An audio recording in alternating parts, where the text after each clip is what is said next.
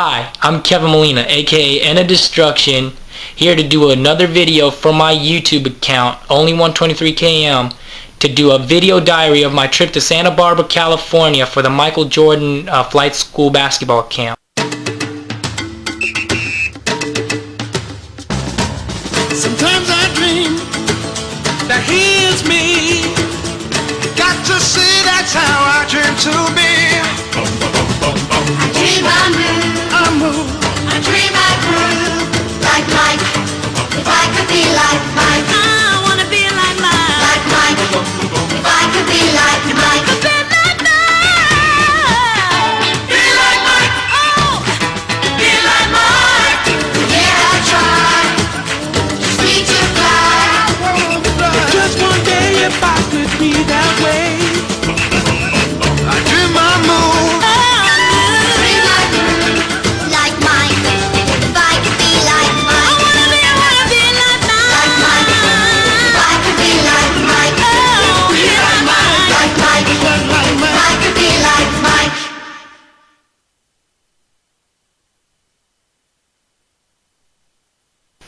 Hi, I'm Kevin Molina, aka End of Destruction, here from my Only 123km YouTube account to record my trip to Santa Barbara, California for the Michael Jordan Flight School basketball camp. I am a forward of the San Antonio Fire basketball team for the Special Olympics San Antonio, Texas division. And this is day one of my trip to California.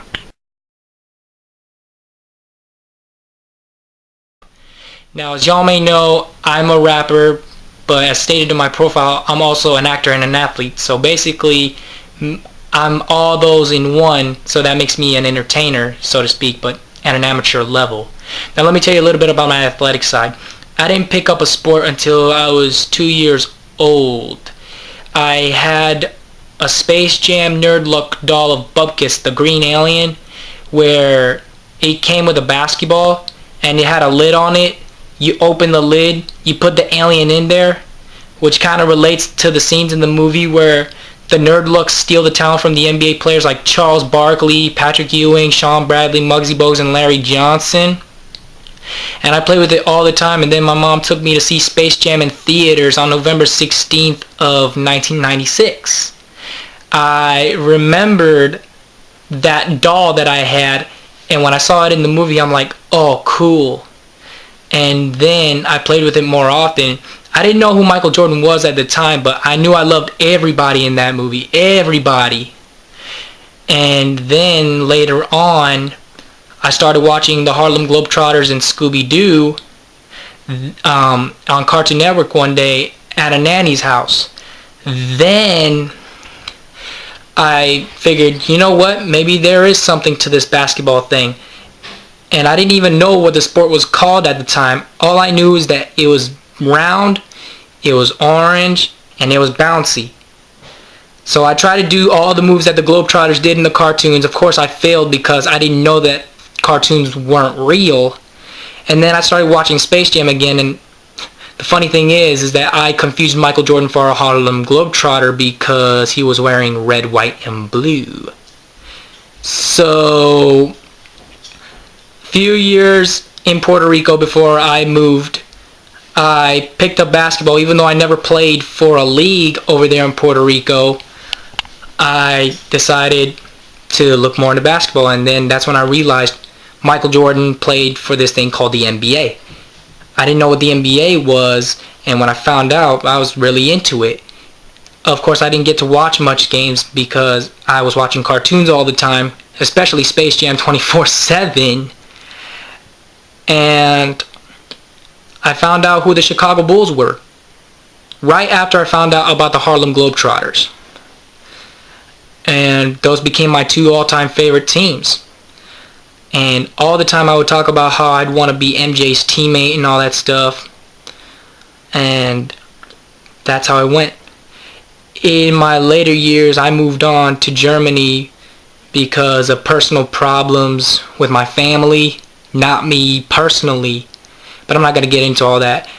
I started playing basketball for the leagues in second grade. I played a lot, but I didn't score much. All I did maximum was 4 points in one game, but I felt pretty proud of myself. And then the next season after that, we had a losing record. Then after that, I stopped for a while just to explore other stuff in life, and then came back, had another losing team. And then after that season, we had a winning season. We got bumped off in the second round. And this is not counting Special Olympics, because I didn't enter Special Olympics until 2010. So in my final league season, before I ended up here in San Antonio, Texas, I had a decent team. We had a tied record. We got bumped off in the first round. We started off rocky, but we got the job done even though we didn't win the championship. I tried out for the basketball team over there. They only had JV and varsity, and I didn't make it the first year. Halfway through that year, I moved here to San Antonio, Texas. I tried out that year for the next season. It was a hassle though, because I had to get information from everybody. Everybody had a different story. And then the next season after that, I've been hearing stuff that the coaches were being mean. They resigned before they got fired. Tried out for the new coach, didn't make it. And in my final year, I wanted to try out, but I discovered cross country my junior year, and I figured that if I stayed my senior year, that I could have enough training for basketball. And I didn't make it because of schedule conflicts. So throughout those years, while I didn't make the team, I asked my Special Olympics basketball coach if I could play for him, because I saw this thing called the Hoops Classic, where the faculty plays against the students of Special Olympics basketball team, and I'm like, I want to get all the attention. I mean, I want to get the adoration of fans, because, you know, personally, not many people like me, but I figured that this would be my chance. And also because I didn't want to sit around at home doing nothing while these kids are out winning championships and gold medals. So I figured I want to be in it too. So I joined them, and in my first Hoops Classic, I scored 8 points. On an average, I scored maximum 15 points in a game. The first game I ever played, I had a perfect game. I never shot any three-pointers. I made all the shots from inside, but we lost by 1 point because one of my teammates missed the game-winning shot. I told him, leave it to me, pass the ball to me, and I was going to make the layup because there was enough time left on the clock. But, you know, what happened. Then in 2011, we won a championship for the Area 20. Our coach coached 2 schools, and he decided to unify them under one school, and we had some really good players from over there to collaborate with us and get the job done. As for 2012, we couldn't repeat because we didn't have the same team, and we suffered for that because in the championship game for the district, one of my teammates nearly fouled out. The other one wasn't doing so well. We had like a big 3, kind of like the Miami big 3 kind of thing. But like this one was a really big 3. Everybody else on my team, they weren't able to perform at the level we were able to perform, so that really hurt us.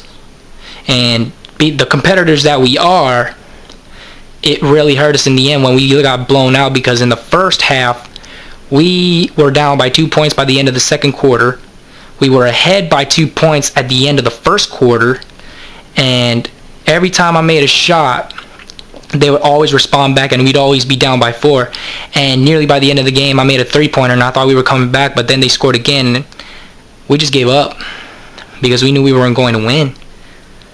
And we had some long faces with even though we were supposed to have a silver medal, we had a red ribbon to signify that we were second, and that really hurt us. And on our Area 20, we got beaten by this team called the All-American All-Stars Mustangs. They blew us out bad. And our teammates were helpless. I mean, we were having bad shooting nights ourselves as well. So, and on my final Hoops Classic, I scored 14 points. I was the lead scorer. And even though I didn't get the adoration I wanted because one of my teammates was the basketball team manager for varsity, I kind of in some way did get the last laugh, because even though they recorded his scoring on the yearbooks,